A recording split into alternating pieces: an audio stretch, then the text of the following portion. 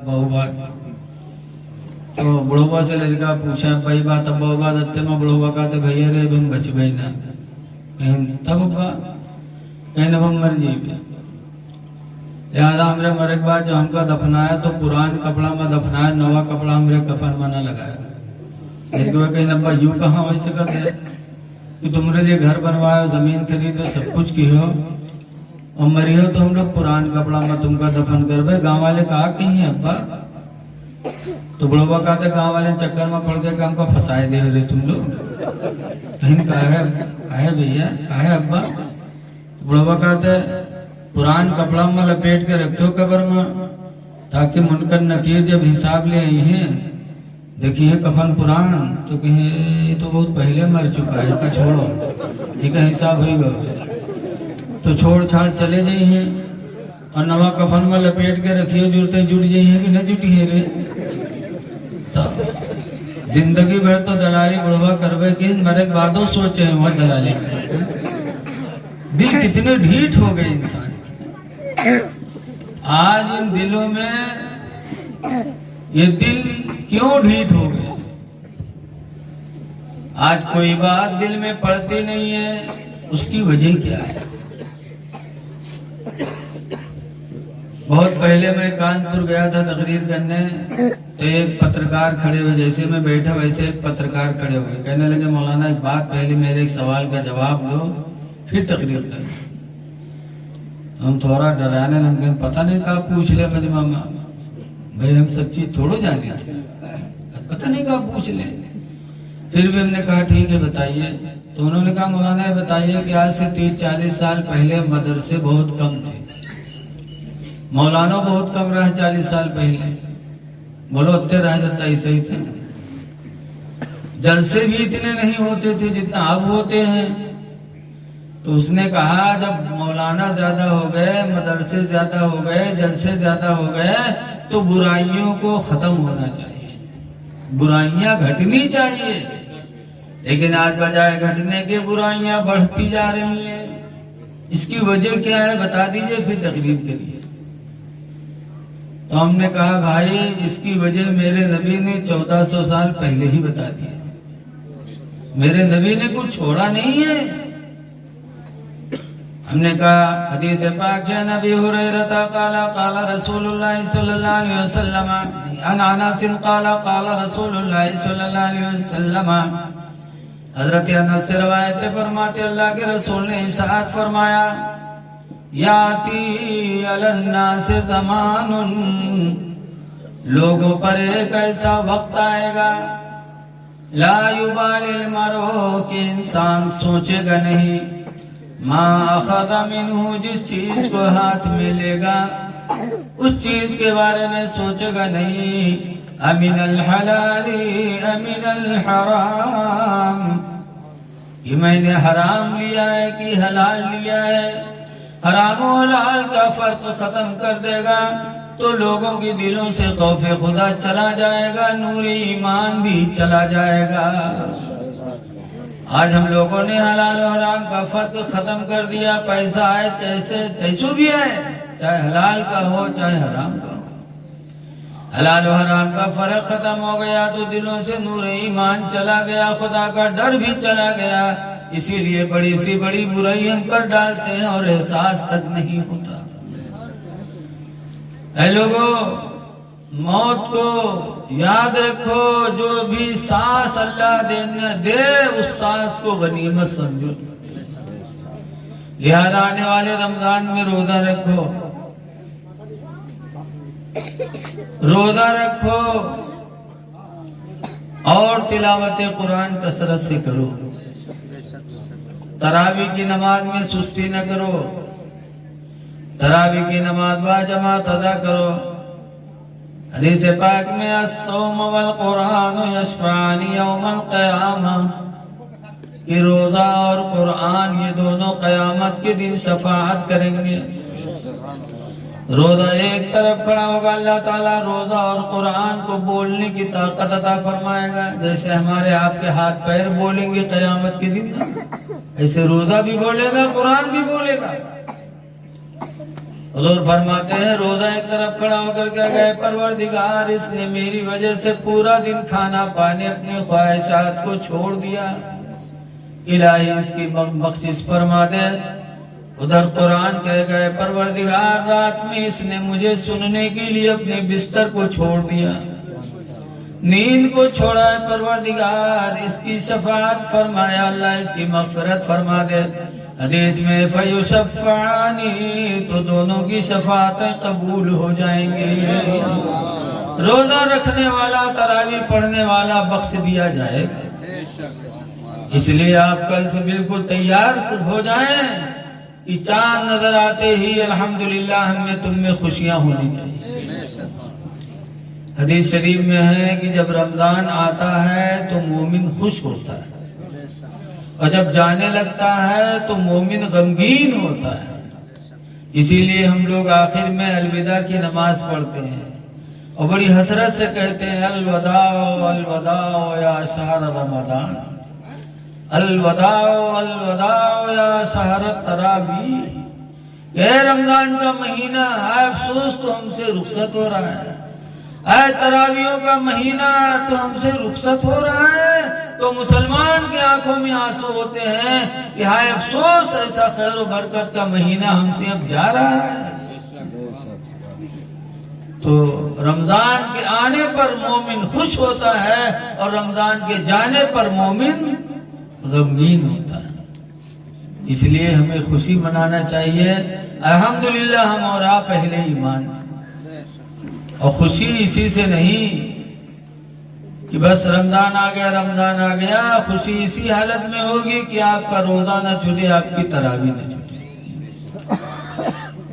درود شریف پڑھیے، اللہم صلی علی سیدنا مولانا محمد بارک وسلم، صلاۃ و سلام علیک یا سیدی یا رسول اللہ صلی اللہ علیہ وسلم۔ آج ہم لوگ روزہ رکھتے ہیں کس طرح؟ سحری کھاتے ہیں اور پھر شام کو افطاری بھی کرتے ہیں، اور میرے نبی نے فرمایا سحری کھانا بھی میری سنت ہے اور افطار کرنا بھی میری، دونوں میں ثواب، سحری کھاؤ ثواب ملے، افطار کرو ثواب ملے۔ لیکن اپنے نبی کی زندگی دیکھو، صحابہ کی زندگی دیکھو۔ اللہ کے رسول نے ایک دفعہ صوم وصال رکھا۔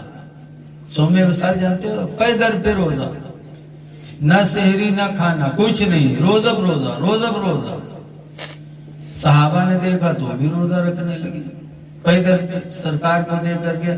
صحابہ کے دلوں میں نبی کی محبت بہت تھی، بہت زیادہ تھی، اسی لیے سرکار کو ہر وقت دیکھا کرتے تھے۔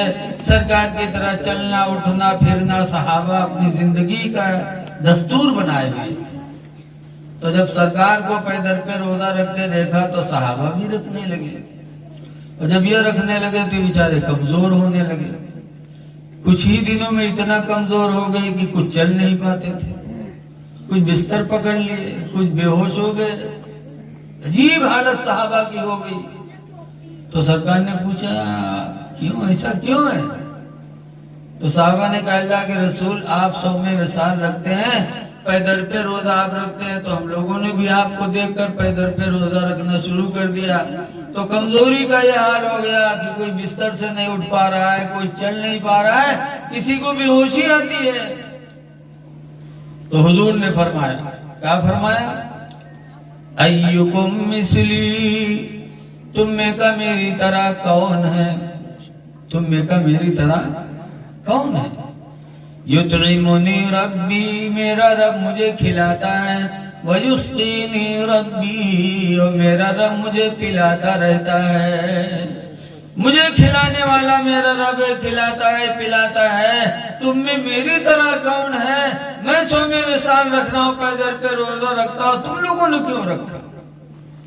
تو صحابہ نے صوم وصال چھوڑا، سحری کھاتے تھے، شام کو افطاری کرتے تھے، ایسے ہی روزہ صحابہ رکھنے لگے۔ اب اس میں دو چیزیں ہیں، ایک تو یہ دیکھو کہ صحابہ حضور سے کتنی محبت کرتے تھے، جیسے دیکھا ویسے عمل کیا۔ کیوں؟ جانتے تھے کہ اللہ تعالیٰ نے رسول کو ہم لوگوں کے لیے نمونے عمل بنا کے بھیجا ہے۔ حضور کی زندگی نمونے عمل ہے، اسی لیے قرآن فرماتا ہے لقد کان لکم فی رسول اللہ اسوۃ حسنہ، یقیناً ایمان والو تمہارے لیے زندگی رسول کی زندگی میں نمونے عمل ہے تمہارے لیے۔ تو صحابہ نے نبی کو نمونے عمل جانا۔ آج ہم نے نبی کی کردار کو چھوڑ دیا، پانی پیتے ہیں تو بھی نہیں پتا کہ نبی کس طرح پیتے تھے، ہم پی لیں۔ نبی کپڑا کیسا پہنتے تھے ہم بھی اسی طرح پہنے، کوئی احساس نہیں۔ اور دوسری بات یہ کہ سرکار فرماتے ہیں تم بھی میری طرح کون ہے، یعنی میری طرح تم میں کوئی نہیں۔ بعد میں چارج کر لیو موبائل میں، ایو حبیبہ کہا تھا کہ انہی انسان ہم وہی انسان۔ اب بتاؤ، سرکار فرماتے تم بھی میری طرح کون ہے، یہاں تک کہ نبی کی بیوی کی طرح کوئی عورت نہیں ہو سکتی۔ قرآن کریم میں اللہ فرماتا یا نساء النبی، اے نبی کی بیویوں، لستن کاحد من النساء، ہرگز ہرگز تمہاری طرح دنیا کی کوئی عورت نہیں ہو سکتے۔ نبی کی بیویوں کی طرح کوئی عورت نہیں ہو سکتی۔ وہ بیویاں جو نبی کے دامن کو پا گئی تو اللہ نے ان کے درجات کو اتنا بلند کر دیا کہ ان کی طرح کوئی عورت نہیں، تو نبی کی طرح امتی کیسے ہو سکتی؟ لیکن اللہ تعالیٰ جس کو گمراہ کر دیتا اس کو کوئی ہدایت دینے والا نہیں۔ سرکار کا مرتبہ بہت بلند ہے۔ اعلیٰ حضرت امام اہل سنت فرماتے ہیں عرش کے عقل دنگ ہے، چرخ میں آسمان ہے۔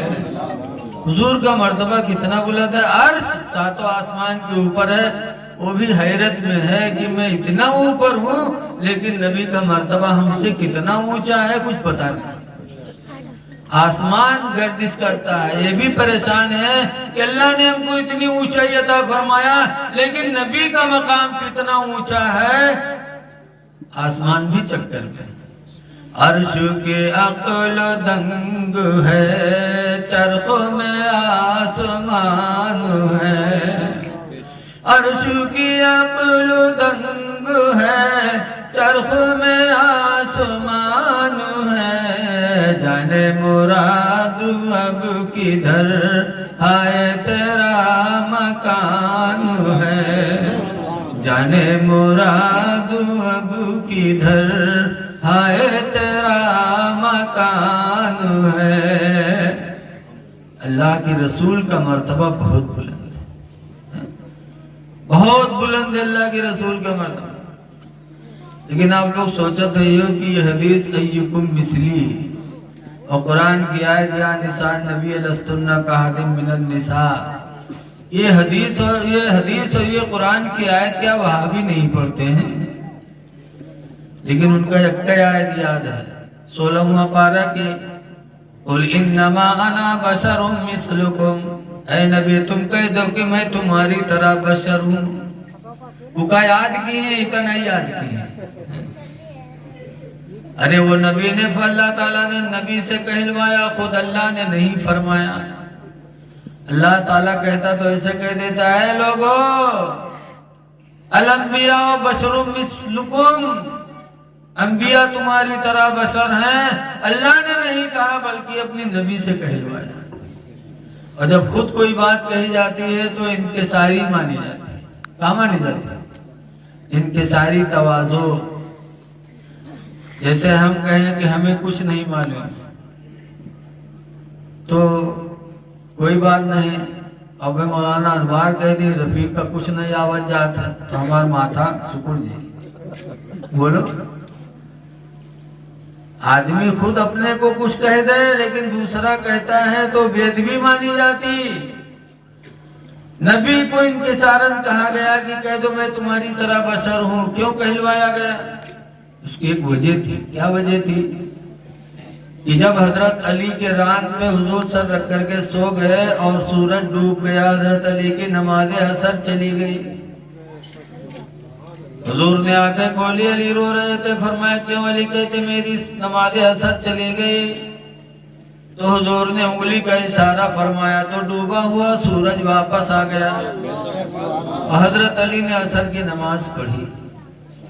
تو سورج کو ڈوبے ہوئے سورج کو نکالنا یہ لوگوں کے دلوں میں بسا ہوا تھا. کیا حضرت ابراہیم کی زندگی آپ لوگوں نے پڑھا ہوگا کہ نمرود بادشاہ تھا ان کی زندگی پہ, تو نمرود کہتا تھا میں خدا ہوں.